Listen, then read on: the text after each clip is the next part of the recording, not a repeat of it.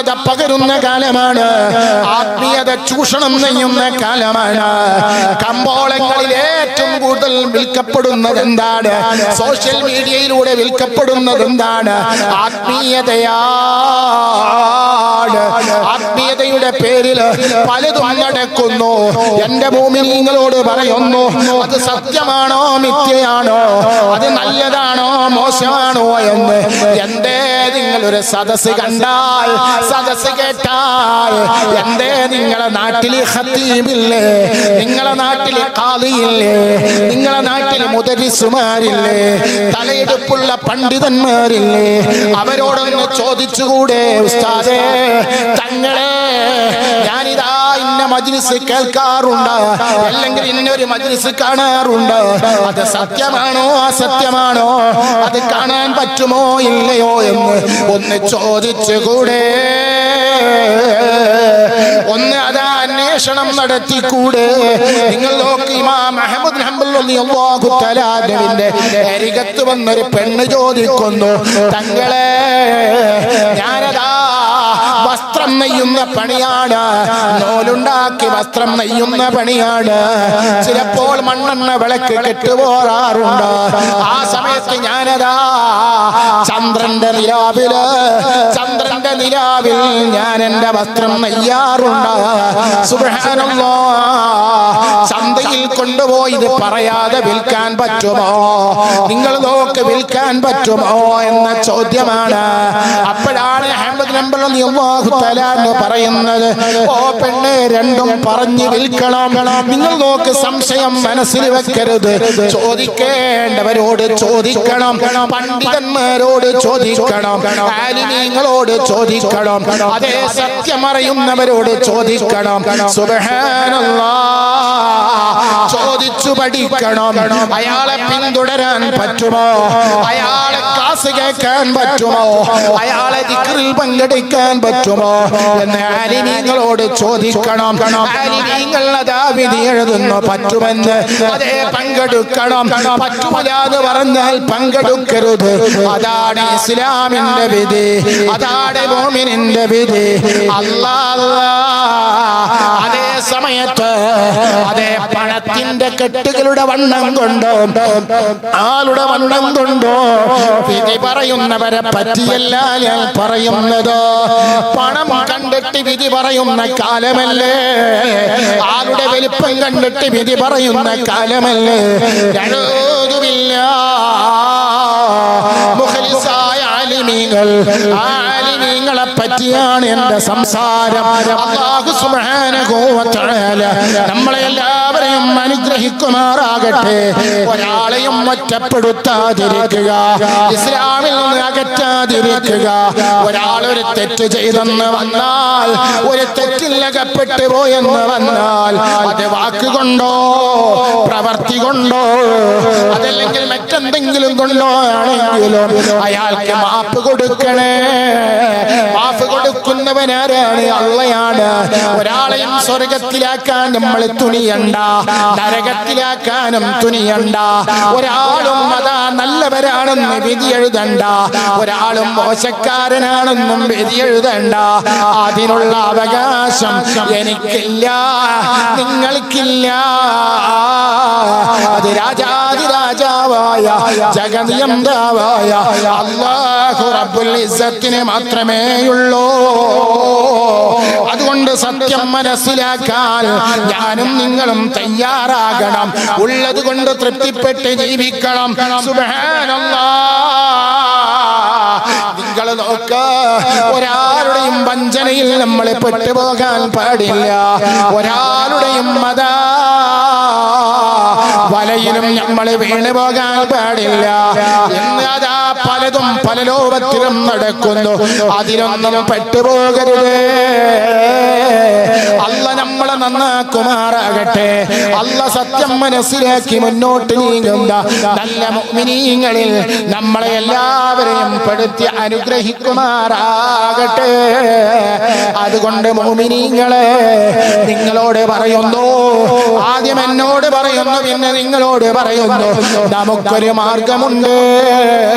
അതേതാണ് മാർഗം? അത് മുത്തുനബിയും സഹാബത്തും കാണിച്ചു തന്ന മാതൃകയാണ്.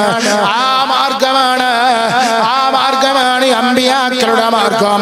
ആ മാർഗമാണ് ഔലിയാക്കളുടെ മാർഗം. ആ മാർഗമാണ് സലഫുസ് സാലിഹീങ്ങളുടെ മാർഗം. ആ മാർഗം പിൻപറ്റിക്കൊണ്ട് ജീവിക്കണം. ആ മാർഗമല്ലാത്തൊരു മാർഗവും നമ്മളെ പിൻപറ്റാൻ പാടില്ല. സുബ്ഹാനല്ലാഹ്. ഇനിയും പലതും വരും, ഇനിയും പലതും കാണാനുണ്ട്, ഇനിയും പലതും കേൾക്കാനുണ്ട്. ഇഷ്ടം പോലെ ആളുകൾ അതാ ഉണ്ടെന്ന് വിചാരിച്ച് സത്യമാണെന്ന് അതാ നിങ്ങൾ കരുതണ്ട. സത്യവും മിഥ്യയും തിരിച്ചറിയണം.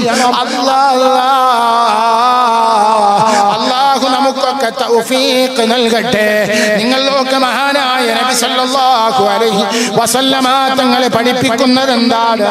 നിങ്ങൾ അൽ മുഅ്മിനു മിറഅത്തുൽ മുഅ്മിനി, മുഅ്മിനി മറ്റൊരു മുഅ്മിനിന്റെ കണ്ണാടിയാണെന്ന് പറയുമ്പോൾ സുബ്ഹാനല്ലാഹ്, കുറ്റങ്ങളെ ചൊഴിഞ്ഞന്വേഷിക്കാതിരിക്കുക, രഹസ്യത്തിലും സാന്നിധ്യത്തിലും വിമർശനം നടത്താതിരിക്കുക.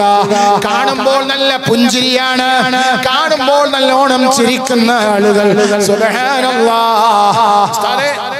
ഞാൻ ഇന്നലെയും കൂടി ഞാൻ വിചാരിച്ചിട്ടുണ്ടെന്നൊക്കെ പറഞ്ഞിട്ട് കാണുമ്പോൾ നല്ല പുഞ്ചിരി, നല്ല തമാശ, നല്ല ഷോപ്പിംഗാണ്. പക്ഷേ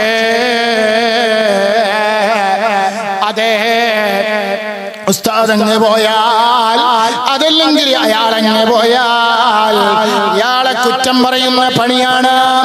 മുമ്പിലതാ നല്ല പുഞ്ചിരിയാണ്, നല്ല വർത്തമാനമാണ്. അയാളങ്ങ് മറന്നു കഴിഞ്ഞാൽ അയാളെ കുറ്റം പറയുന്നു. രഹസ്യത്തിലും സാന്നിധ്യത്തിലും വിമർശനം നടത്താതിരിക്കുക. സുബ്ഹാനല്ലാഹ്. ചിലപ്പോൾ ഒരു തെറ്റ് ഒരാൾ ചെയ്തിട്ടുണ്ടാകാം. ആ തെറ്റുകളിലേക്ക് കുറച്ചും കൂടി കൂട്ടിയിട്ട്, എരും പുളിയൊക്കെ കൂട്ടുക എന്ന് പറയും, കുറച്ചും കൂടി കൂട്ടിയിട്ട് വിശാലത കൂട്ടിയിട്ട് പറയുക അല്ലേ? വിമർശനത്തിൽ വെള്ളം ചേർക്കരുത്, വിമർശനത്തിൽ വെള്ളം ചേർക്കരുത്. സുബ്ഹാനല്ലാഹ്. ഇനി ഒരാൾ വിമർശിക്കുന്നുണ്ടെങ്കിൽ അത് ആരോഗ്യപരമായ വിമർശനമായിരിക്കണം, നിഷ്കളങ്കമായിരിക്കണം വിമർശനം. ദുരുദ്ദേശത്തിന് സ്ഥാനം കൊടുക്കരുത്. അയാളെ ഒറ്റപ്പെടുത്താൻ, അയാളെ തകർക്കാൻ, തളർത്താൻ എന്തുണ്ട് വഴിയെന്ന് ചിന്തിച്ചിട്ട് അയാളെ അതാ സദസ്സിൽ വെച്ച് ഒറ്റപ്പെടുത്തുന്ന പരിപാടി, മുൻവൈരാഗ്യം വെച്ചിട്ട് തകർക്കാനുള്ള ഉദ്ദേശത്തോടുകൂടി വിമർശിക്കാൻ പാടില്ല. സുബ്ഹാനല്ലാഹ്. പറഞ്ഞു കഴിഞ്ഞാൽ അത് മനസ്സിൽ വെക്കരുത്.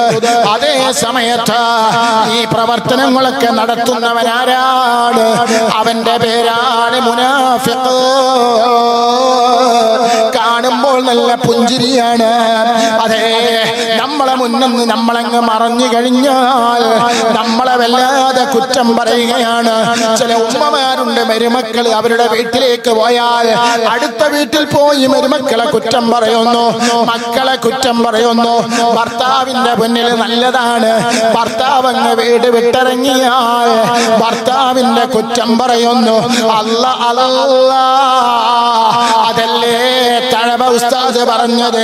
മുനാഫിക്കിന്റെ അടയാളമാണ് വഞ്ചന, ഇവനുള്ള രോഗം ബാഹ്യമല്ല നെഞ്ചിന. കണ്ടാൽ ഇവൻ സുബ്ഹാന റബ്ബി മുൻജന, കണ്ടാൽ ഇവൻ സുബ്ഹാന റബ്ബി മുൻജന. നിസ്കരിക്കാൻ പള്ളിയിലുണ്ടാകും, തസ്ബീഹ് മാല കയ്യിലുണ്ടാകും, സർവ സ്വലാത്തിലും മുന്നിലുണ്ടാകും, സർവ ആലിമീങ്ങളുമായിട്ട് ബന്ധമാണ്, സർവ മഹാന്മാരുമായിട്ട് ബന്ധമാണ്. പക്ഷേ കണ്ടാൽ ഇവൻ സുബ്ഹാന റബ്ബി മുൻജന, മിണ്ടാതിരുന്നാൽ തന്നെയും കറക്കിഞ്ചിന. അയാൾ മിണ്ടാതിരുന്നാൽ അവൻ അയാളെ ശ്രദ്ധിക്കണം. അയാൾ എന്തോ ഒരു പണി ഒപ്പിച്ചിട്ടുണ്ട് എന്ന് മനസ്സിലാക്കണം. അതെ, എന്നിട്ട് പറയുന്നു, മിണ്ടിക്കഴിഞ്ഞാൽ ഏവനും പൊന്നിഷ്ടമാ. ഇയാളെ വായ തുറന്നാൽ എല്ലാവർക്കും ഇയാൾ ഇഷ്ടമാണ്. പക്ഷേ സുബ്ഹാനല്ലാഹ്, ഇയാൾ ഉസ്താദുമാരെ കളിയാക്കും, പരിഹസിക്കും. അതെ, തങ്ങന്മാരെ കളിയാക്കും, പരിഹസിക്കും. ആരിനിങ്ങളെ പരിഹസിക്കും. മിണ്ടിക്കഴിഞ്ഞാൽ ഏവനും പൊന്നിഷ്ടമാ. കോടിക്ക് തോന്നും കാടനും തന്റെ ഇഷ്ടനാ.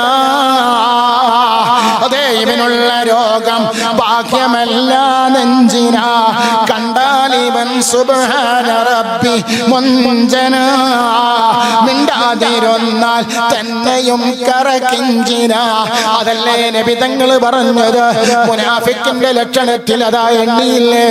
അതെ, ഇത് ഹദ്ദസ, വായ തുറഞ്ഞാൽ കളവ് പറയും. അത് കോമഡി ആണെങ്കിലും അല്ലെങ്കിലും ചിരിപ്പിക്കാൻ വേണ്ടി, മറ്റുള്ളവരെ അതാ സുഖിപ്പിക്കാൻ വേണ്ടി കള്ളത്തരം പറയുന്ന ആളുകൾ. അതെ അതെ, ഇത് വിശ്വസിച്ചാൽ വഞ്ചിക്കും. ഒരാളെയും ഒന്നിനും കൂട്ടാൻ പറ്റൂല, ഒരു രഹസ്യവും പറയാൻ പറ്റൂല, ഒരു കമ്മിറ്റിയിലും ഉൾപ്പെടുത്താൻ പറ്റൂല. കാരണം ഇതിന്റെ രഹസ്യങ്ങളെ മുഴുവനും മറ്റുള്ളവർക്ക് എത്തിച്ചു കൊടുക്കുന്ന, അതേ വിശ്വാസവഞ്ചന നടത്തുന്ന ആളാണ് ഇത്. എന്നിട്ട് നബി തങ്ങൾ പറയുന്നു, തർക്കിച്ചാൽ, അങ്ങോട്ടും ഇങ്ങോട്ടും ചെറിയ വാക്ക് തർക്കമുണ്ടായാൽ, അയാൾ തോന്നിവാസമല്ലാതെ പറയില്ല. അയാൾ അതാ ഒരു മനുഷ്യന് കേട്ടു നിൽക്കാൻ കഴിയാത്ത അറുപ്പുള്ള വെറുപ്പുള്ള വാക്കുകളാണ് അയാൾ ഉപയോഗിക്കുക. അത് ആലിമാണോ, ഉസ്താദാണോ, സയ്യിദാണോ, അഹ്ലു ബൈത്താണോ, വാപ്പയാണോ, ഉമ്മയാണോ, ജേഷ്ഠനാണോ, അനുജനാണോ, ഭാര്യയാണോ, ഭർത്താവാണോ എന്ന് നോക്കുകയില്ല. അവനാരാണെന്നറിയുമോ? അവനാണ് മുനാഫിഖ്. അല്ലാഹ് നമ്മളെ കാത്തുരക്ഷിക്കട്ടെ. അതുകൊണ്ട് പ്രിയപ്പെട്ട മുഅ്മിനീങ്ങളെ, ഈ അവസരത്തിൽ നിങ്ങളോട് പറയാനുള്ളത്, ആത്മീയത പലതും നടക്കുന്നുണ്ട്. യഥാർത്ഥ ആത്മീയത ഏതാണ്? മുത്തുനബി പഠിപ്പിച്ച ആത്മീയതയാണ്. മുത്തുനബി പഠിപ്പിച്ച ആത്മീയത ഏതാണ്? നബി തങ്ങൾ പറഞ്ഞില്ലേ, അവസാന കാലഘട്ടം വരുമ്പോൾ എന്റെ പേരിലുള്ള സലാത്ത് നിങ്ങൾ വർദ്ധിപ്പിക്കണേ.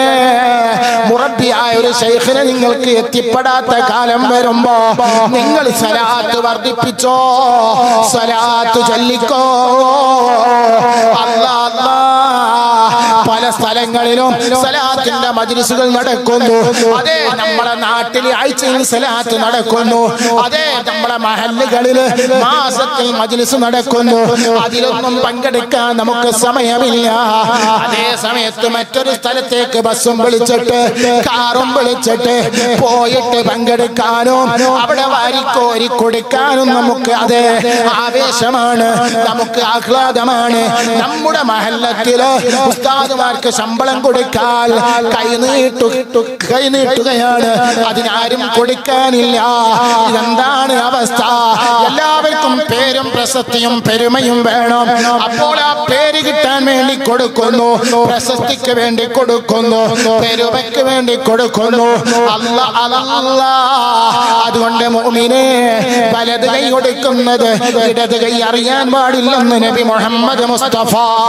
അതുകൊണ്ട് ഞാൻ നിങ്ങളോട് പറയുന്നു, നല്ല രീതിയിൽ നല്ലതായ നല്ല യാതൊരു ദുനിയാവിന്റെ നേട്ടവുമില്ലാതെ മനുഷ്യന്മാര് നന്നാകണമെന്നുള്ള ചിന്തയോടുകൂടി നടത്തുന്ന മജ്ലിസുകളുണ്ട്.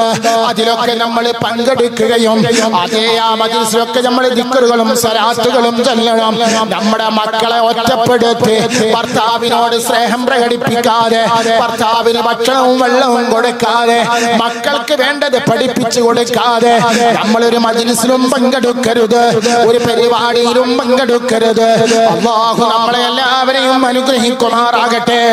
സത്യത്തിൽ അടിയുറച്ചു നിൽക്കുന്ന മുഅ്മിനീങ്ങളിൽ എന്നെയും നിങ്ങളെയും പെടുത്തട്ടെ. ആഖിറം വിജയിക്കുന്നവരിൽ അല്ലാഹു ഉൾപ്പെടുത്തട്ടെ.